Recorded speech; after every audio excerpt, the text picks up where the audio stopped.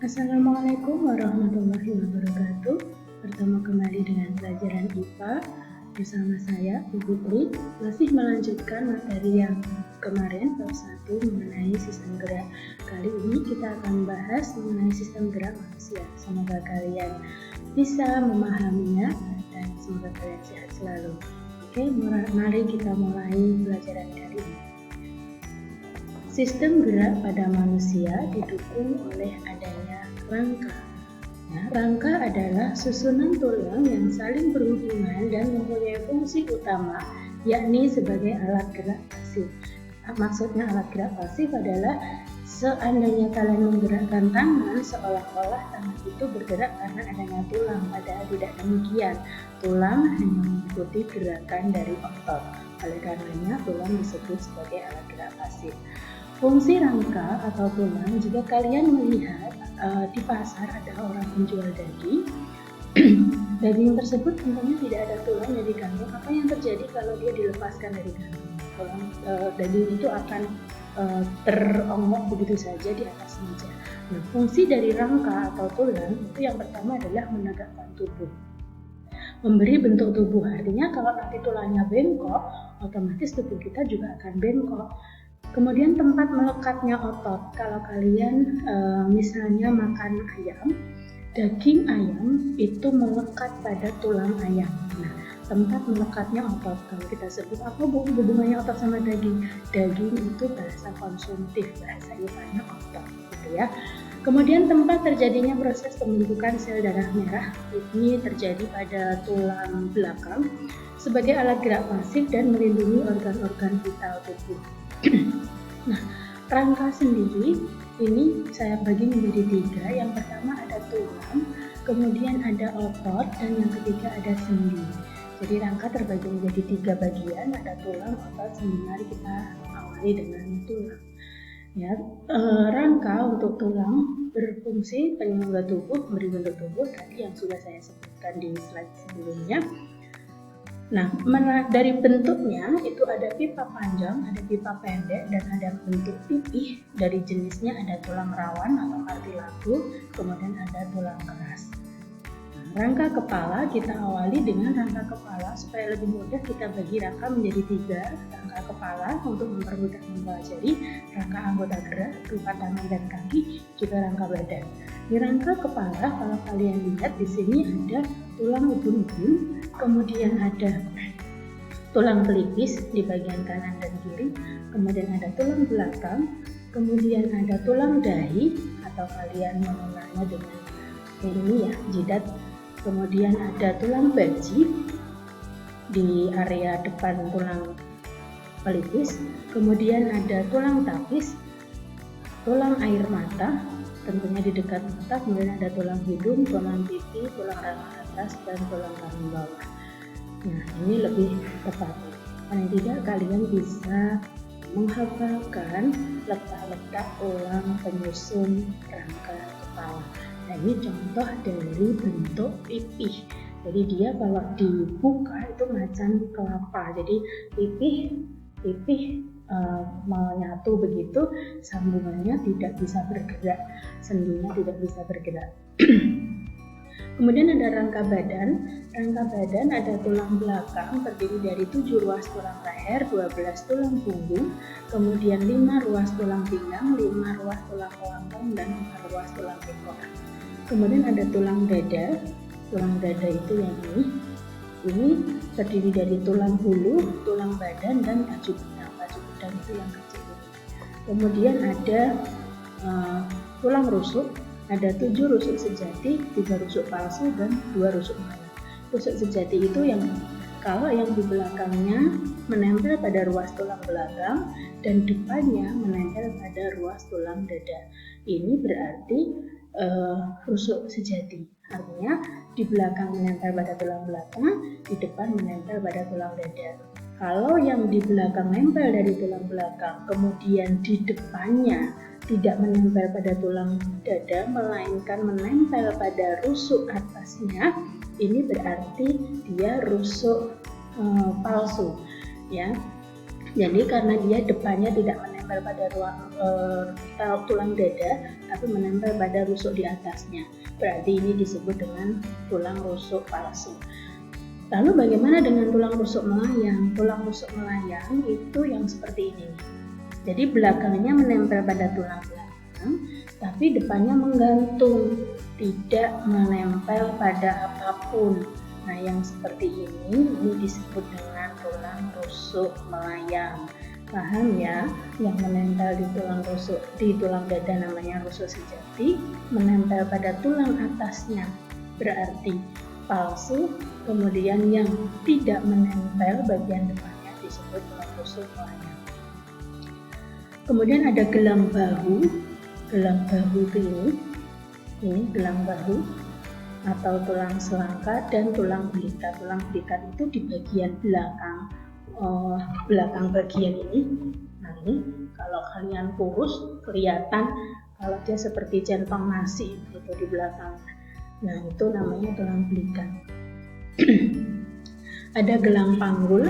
Ini gelang panggul terdiri dari 2 ruas tulang pinggul, 2 tulang duduk dan 2 tulang kemaluan. Kemudian rangka tangan dan kaki atau anggota gerak. Anggota gerak dari ini tangan, anggota gerak atas, dan kaki, anggota gerak bawah. Nah, yang atas atau tangan bisa kita lihat mulai dari lengan atas, ya, lengan atas, kemudian tulang hasta dan pengumbil. Kalau kalian mau lihat, yang tulang pengumbil itu yang sejajar dengan ibu jari. Jadi yang ini ibu jari ini nanti dia sejajar dengan tulang atasnya, ya. Kalau ini ibu jari berarti yang besar ini tulang pengumbil dan yang bagian bawah adalah tulang hasta. Sedangkan kalau di kaki, yang bagian depan kita yang biasanya kalau kalian main sepak bola ada pelindungnya di depannya, itu tulang kering. Jadi yang besar ini tulang kering, sedangkan yang belakang tulang betis. Karena di belakang itu lebih tebal ototnya, dagingnya, ya, tulangnya kecil. Kemudian ada osifikasi. Osifikasi itu proses pembentukan tulang. Nah, proses pembentukan tulang itu seperti apa? Yang pertama, osteoblas akan membentuk lapisan kompak sehingga perikordium berubah menjadi periosteum atau senapu tulang keras. Ini dimulai dari sini, ya. Ini awalnya tulang rawan semua, kemudian yang ini akan berkembang. Tulang rawan mengalami kalsifikasi atau pengapuran, pengendapan zat kapur. Kemudian perkembangan pusat osifikasi primer yang berada di bawah periosteum yang tumbuh ke arah epifisis. Jadi yang tadinya hanya di tengah bertumbuh ke arah pinggir, ke arah tepi. Jadi mengeras dari tengah menuju ke pinggir. Kemudian pembuluh darah mulai masuk dan membentuk rongga sumsum belakang. Ini kalau kalian lihat, pembuluh darah sudah mulai masuk membentuk sumsum tulang belakang. Kemudian pembentukan osifikasi sekunder muncul pada setiap epifisis. Jadi ini mulai muncul di bagian tepi. Nah, inilah ketika sudah seperti ini, tulang rawan itu akan berubah menjadi tulang keras atau osteon. Yang berikutnya kita bahas mengenai otot. Otot merupakan alat gerak aktif. Kalau kalian cermati, misalnya gini, ini, ya, mana ini? Kalau kita lihat, kalau kita tekan di bagian sini, otomatis jari tangan kita ini bergerak. Padahal ini nggak saya gerakan. Nah, coba kalian tekan di bagian sini. Nah, ini ditekan, nanti jarinya akan bergerak. Nah, itu artinya apa? Otot yang kita gerakkan, tulang juga ikut bergerak. Nah, di sini ada otot terdiri dari 3 macam, ada otot polos, otot luri, dan otot jantung. Kita bahas dulu otot dari sisi bentuk, ya. Dari sisi bentuk ada polos, ada luri, dan ada jantung. Kemudian dari cara kerja otot ada cara kerja sinergis dan cara kerja antagonis. Otot polos bentuknya seperti ini, ya, inti selnya ada di tengah, bentuknya seperti gelondongan, gelendong-gelendong, tengahnya lebar, ujungnya meruncing. Itu ciri dari otot polos. Berbentuk gelendong, mempunyai satu inti di tengah, bekerja secara tak sadar. Artinya, tanpa kita suruh dia terus bekerja, bergerak lambat dan teratur. Misalnya ada di mana? Di pencernaan. Di pencernaan di lambung itu tanpa kalian suruh, lambung akan meremas makanan. Jadi nggak usah nunggu, lambung aku makan nih, meremaslah. Tidak. Jadi tidak ada makanan, lambung terus meremas. Itu contoh dari otot polos. Kemudian otot lurik, bentuknya tentunya berlurik-lurik, ada sisi gelap dan sisi terang. Tapi bedanya dengan otot polos, intinya. Inti kalau tadi di otot polos itu di tengah, kalau otot lurik intinya ada di tepi, di pinggir. Dan juga bentuknya, kok tadi bentuknya polos bergelendang, kalau ini seperti silinder bergaris-garis. Bekerja secara sadar ini sering disebut dengan otot rangka. Kenapa? Karena dia menempel pada tulang. Dia bekerja kalau kita suruh, misalnya di tangan. Kita mau mengambil, kita sadar kita mau mengambil, maka dia bergerak. Itu contoh bekerja secara sadar. Kemudian otot jantung, bentuknya hampir sama dengan otot lurik, hanya saja kalau otot lurik tidak bercabang, sementara pada otot jantung dia bercabang. Seperti ini, inti tetap di tengah. Kalau tadi inti di pinggir, ini intinya di tengah, bentuknya seperti otot lurik, tapi bercabang. Bekerja dengan tak sadar, tentunya ini ada di area jantung. Kemudian ada sendi. Sendi berdasarkan gerak itu ada sendi sinartrosis dan sendi sinartrosis, itu sendi mati. Kemudian ada sendi amfiartrosis, artinya sendi kaku, dan kemudian ada diartrosis atau sendi gerak. Sendi mati, sinartrosis, itu ada di tengkorak, jadi dia sama sekali nggak bisa bergeser. Lempeng-lempeng tulang tadi, ada tulang belji, tulang dahi, tulang tengkorak, itu menempel satu sama lain tanpa bisa digerakkan. Kemudian sendi kaku, ada amfiartrosis, ini contohnya perlekatan pada tulang dada. Kemudian ada sendi gerak yang memungkinkan kita bergerak, misalnya siku-siku tangan kita, kemudian jari-jari tangan ini bisa bergerak, itu berarti dia ada sendi gerak. Ya, ada sendi putar, sendi engsel, sendi geser, sendi peluru. Kemudian ada kelainan pada sistem gerak. Misalnya osteoporosis disebabkan karena kekurangan mineral.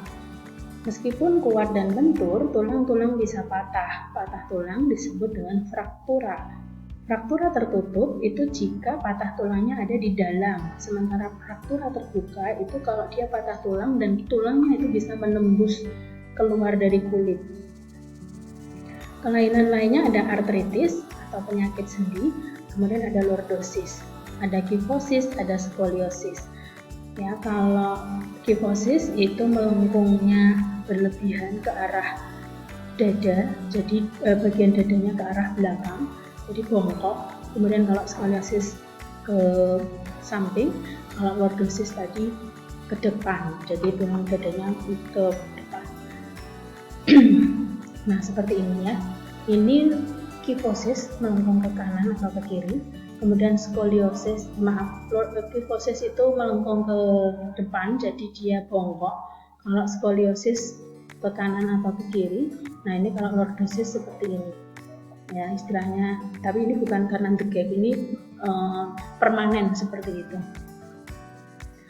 Oke, untuk tulang rangka manusia cukup sampai di sini. Kalau ada pertanyaan silahkan kalian menghubungi guru lewat WA. Kalau kalian catat ini materinya, terutama tadi pada ciri-ciri dari otot, kemudian fungsi rangka, untuk bentuk otot tadi silahkan kalian catat di buku catatan. Ya. Masih belum ada tugas, nanti tugasnya kita kumpulkan aja di akhir. Demikian untuk pertemuan kedua kita mengenai gerak. Nanti akan kita lanjutkan di gerak hewan dan tumbuhan. Terima kasih perhatiannya, semoga bermanfaat, mudah-mudahan kalian paham. See you next time. Wassalamualaikum warahmatullahi wabarakatuh.